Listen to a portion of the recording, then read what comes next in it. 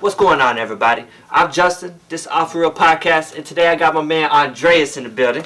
How you doing? What's going on, man? Thanks for having me. Oh man, the pleasure's honors all mine. It's a pleasure to have you. I guess we'll get right into it, man. Where you from?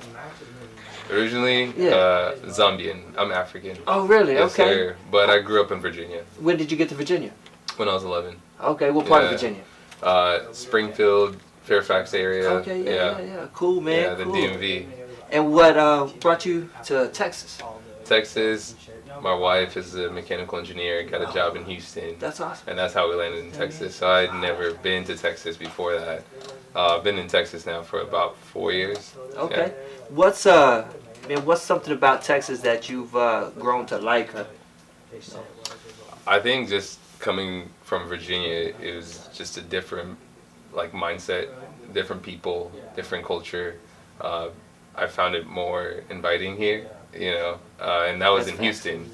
Then when I moved to Waco, it was a different culture as well, even more inviting and even smaller communities. So it was just very personal. I don't know. It was just different. I liked it. That's I liked awesome. the vibe. That's awesome. Tell me about what was the first album that moved you? First album that you were obsessed with? Man, it would actually be. This is unreal because I grew up listening to a lot of rap, hip hop, like Biggie, Tupac, and all those things, and those are great.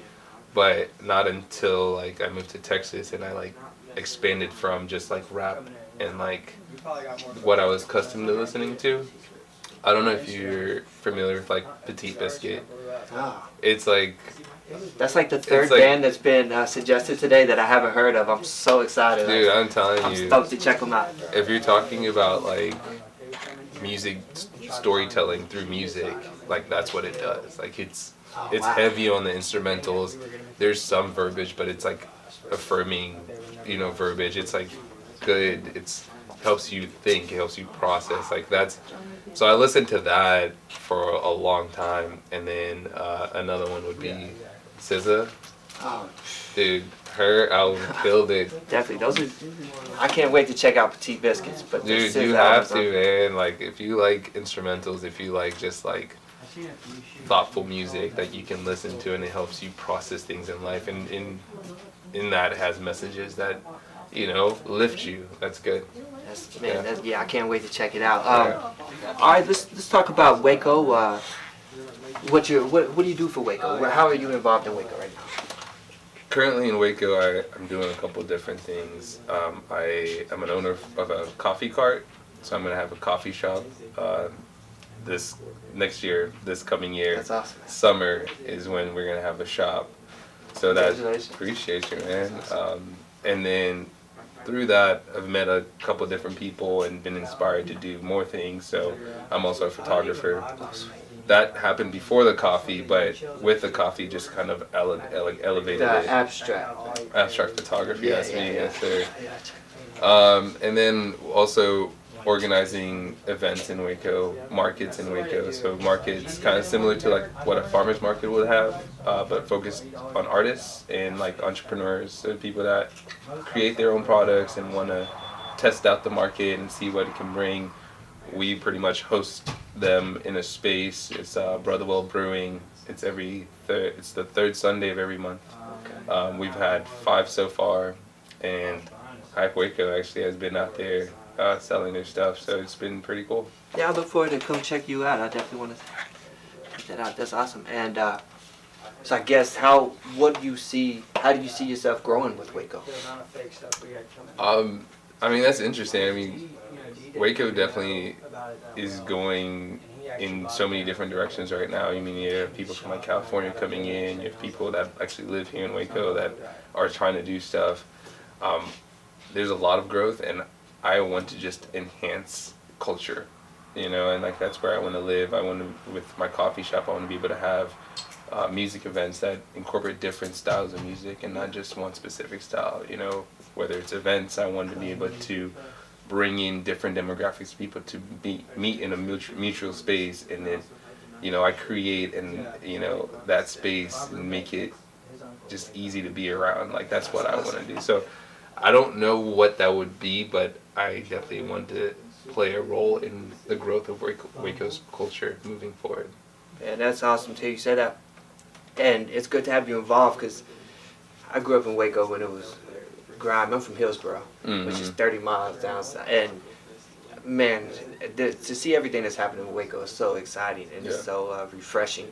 It's crazy, man. I love the vibe. The vibe. I've only been here for 2 years, man, and it's like crazy how fast like things are happening. Yeah, it's as fast as I've ever seen a city develop and grow.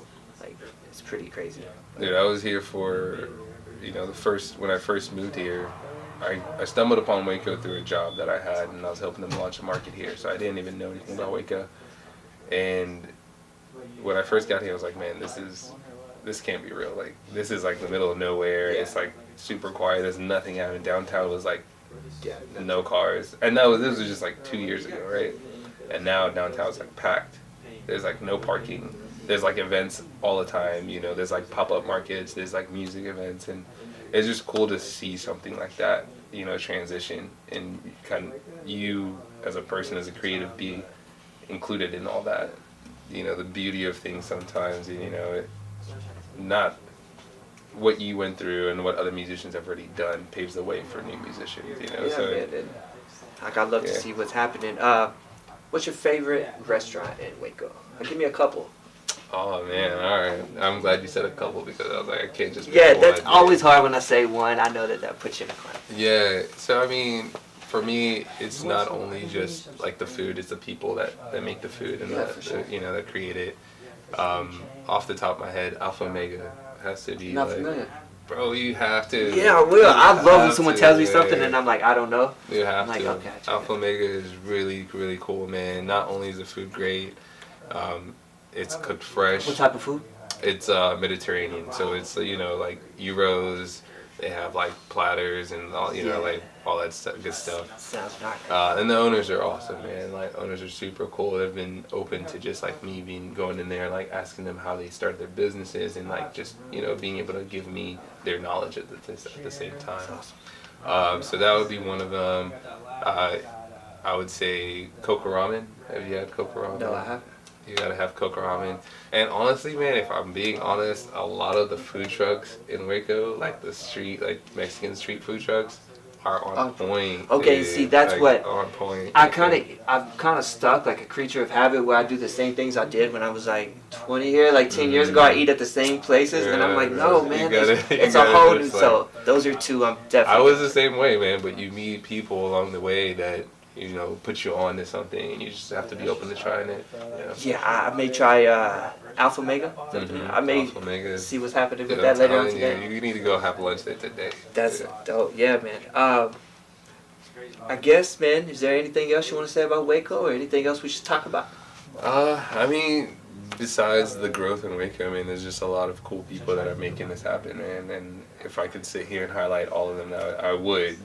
But you would forget a couple. Right. And that's what I want to do is highlight you guys. You know what I mean? Like that are really doing something for Waco. Because like I said, it has a piece of my heart. Because I grew up so close to it. School shopped at Richland Mall every summer. Like it was a part of my DNA. So to see it, blossoming and growing is just beautiful. Before I forget, it's just like clicked in my head right now. You gotta try my boys tacos, man. It's called My Boys Tacos? No, Oh, it's like Quetzal Okay. Tacos. I'll show you the Instagram and you can follow him. He does more catering, but he does pop-ups even every so often, man. Like his food is to die for. And then you gotta check out. I know you mentioned like Way Limited, but Class A Vintage. Okay. Check that out. Oh, that's the Orient. Yes, Yeah. Cool Man. dude. Coolest dude Cool ever, dude, man. I met him a couple months ago. He helps organize. So does the guy that owns the taco. So Eric, Diorian, and this other guy Cole, who's a photographer. They're the ones that help with the EastSide market, which is the artisan market that I was telling you about. Right. And themselves, they have their own passions and business that they're pushing here. And see, I love to see creatives with that energy. That's a beautiful thing. Yeah, man. Very nice to meet you. We'll definitely lock in the future. I want to check back with you guys and talk to you again and see how we've progressed since the last time. But appreciate you having me on, man. I'm Justin. Andreas. And this was Off the Road Podcast. You guys take care.